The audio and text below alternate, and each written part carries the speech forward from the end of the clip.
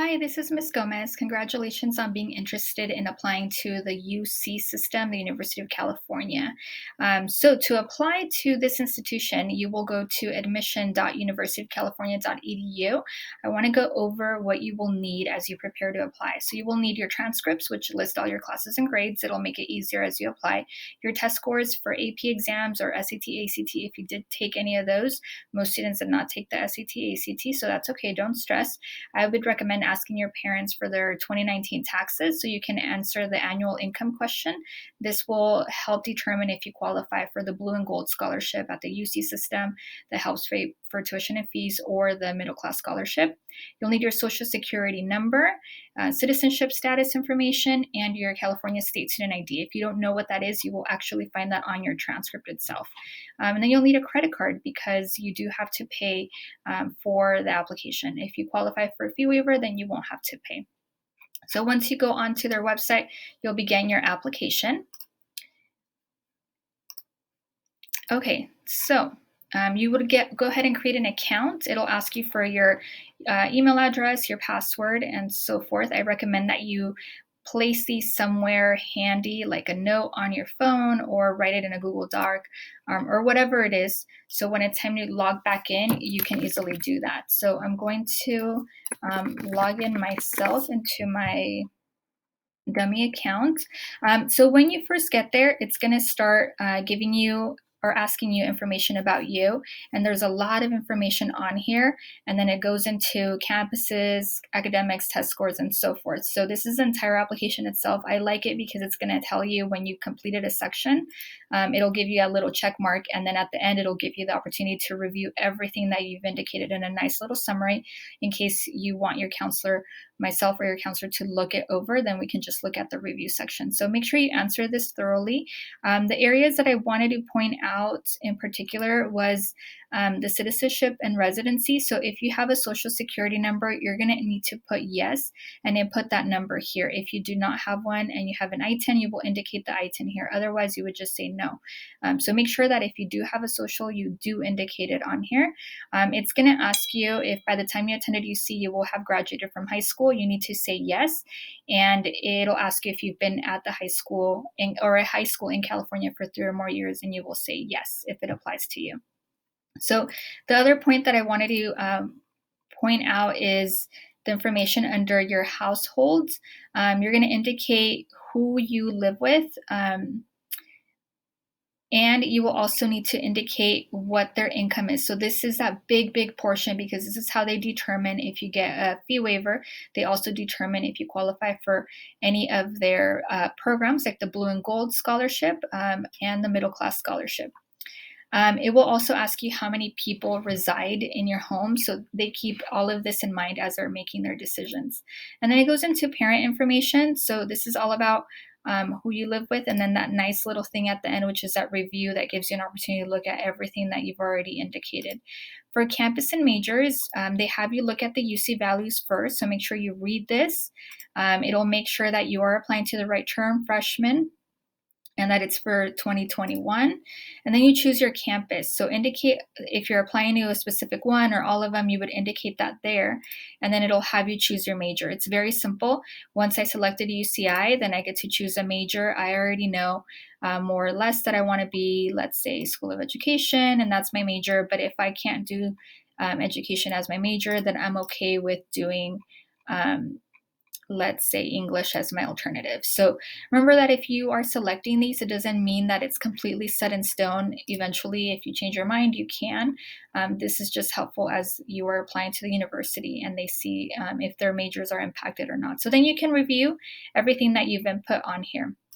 So academic history, it's going to have you input information about 7th and 8th grade. So many students do take a world language their 7th or 8th grade year. So if that's you, you would say, yes, I took a course in language other than English in 7th or 8th grade. It was Spanish 1, actually. It was a full year. It counted as my first year of another language, and the language I took was Spanish. And it'll ask you specific questions about your high school. So it'll want to know what high school you attend. So where is your high school? Oops. So Cerritos and search.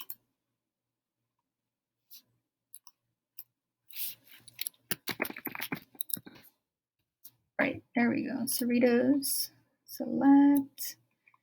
Okay, we do have career pathways. You were here since August 2017 until June 2021. We utilize the ABCDF system, so we're going to click that there. 9th grade was this, 10th grade was this, 11th grade was this, and then 12th grade is, oops, not that, this. Term system, we offer semesters. And yes, this is where I am graduating from with the high school diploma. I will receive that June 2021. Okay, so once you have the high school information, if you went to a different one, you can add another high school here, or I finished adding my high school. So once you have that, then you're going to start inputting all your grades and classes. So 9th grade, I took English 1 honors, and I got an A and a C, and so forth. So you will do this for every single class. Now, some of them you're going to find them under college prep electives. So if you took Avid 9, you would select Avid 9 here and the grade you received. And let's say you took something like futures health, you would indicate that there. So you'll do this for all of your grades, so every single year, and then at the towards the end, it'll ask you if you took any community college classes. So if that's you, you need to add the college. So Cerritos College I added, I took it summer 2020, I took a class. So then after that, I need to add the specific class that I took under college courses taken in high school. Okay, and then of course, test scores section. So it'll ask you if you want to report SAT, ACT. I said no. I said no to pretty much everything, as most of you will. But under AP, I did leave it open. Do you have any APs to report? Yes. And then add the AP. It's going to give you a chance to say if you're planning to take it versus I already took it. So this year I'm in AP Bio. I plan to take that test. It happens to be May of 2021. Let's save and continue. So if you took a test and you received a score and you want to tell them that score, you would indicate that here. And then you have your activities and awards. They only let you put in 20 different activities and awards, so make sure that you are adding the good amount of activities awards. But if they fall under the same category, then don't add like 10 different slots that belong to the 10 same activity that you did. If it was an award that you received, then you want to say,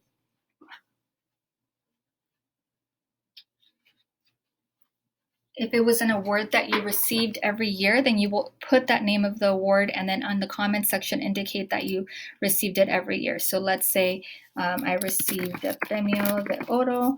It was a school, only my school. It was an academic. I received it in 11th and I received it in 10th. And then you start talking about what that award was. Make sure that you stay within the characters remaining and that you do a good job describing all that. And then you can review it, of course. You'll be able to review everything that you've input. So make sure that it is everything that you have done and knowing that it only gives you 20 slots. Then we go into the scholarships and programs. So in this case, you're going to look through this list of different options for scholarships and indicate those that transfer to or apply to you. For example, I'm interested in education, so I'm going to check that off. I'm interested in education under here. None of these apply to me or these, but if they do, you're going to select them. And then at the end, it gives you that chance to review it. I don't have anything saved, so can't really review anything. And then lastly, it's your personal insight question. So remember that you have 8 different options to choose from. You're going to choose 4 of these questions to answer. My recommendation is that you work on it on a Google Doc and that you create rough drafts for all these questions, and then you decide which one actually makes you stand out, or which one really represents who you are. Or at the end of the day, what you want to do is make sure that you're answering the question thoroughly. A lot of students write great things, but it actually doesn't answer the question it's asking. So as you're writing, just ask yourself, is this answering this specific question?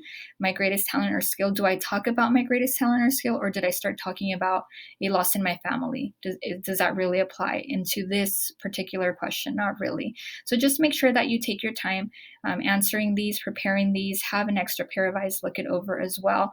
There's never enough eyes to give you comments or suggestions on these different things. At the end of your application, you will also be able to add additional comments. So if there's anything else you want them to know, they know that you're in a pandemic. They know that you had to take classes online, but maybe you didn't get a chance to share about it in depth in your personal insight questions because you had other things to talk about. So maybe you want to describe that here. Or maybe you want them to know that you did get a low grade or low grades one semester because that's a semester there was a loss in your family, and you want them to keep that in mind. So they review your application exactly in this particular order. So they will see some basic demographics about you. They will see your major. They will see all the grades and classes you took.